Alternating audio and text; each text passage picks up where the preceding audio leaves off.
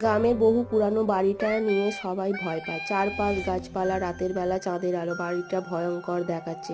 রাত হলে কেউ যায় না, শুধু একটা কুকুর দূরে দাঁড়িয়ে আছে। বাড়িটা পেছনে দেখা যাচ্ছে। রনি টর্চ হাতে নিয়ে বাড়ির দরজার দিকে এগিয়ে যাচ্ছে, তার মুখে সাহসের অভিব্যক্তি। ভিতরে ঢুকতেই ঠান্ডা, আর কেউ যেন তার নাম ধরে ডাকে।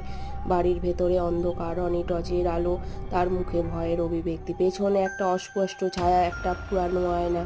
রনি প্রতিবিম্ব, তার পেছনে একটা কালো ছায়া ধীরে ধীরে এগিয়ে আসছে। রনি দরজা টানাটানি করছে, কিন্তু দরজা খুলছে না। তার মুখে আতঙ্ক। আয়না এক থেকে একটা ভৌতিক হাত বেরিয়ে আসছে। রনি পেছনে সরে যাচ্ছে।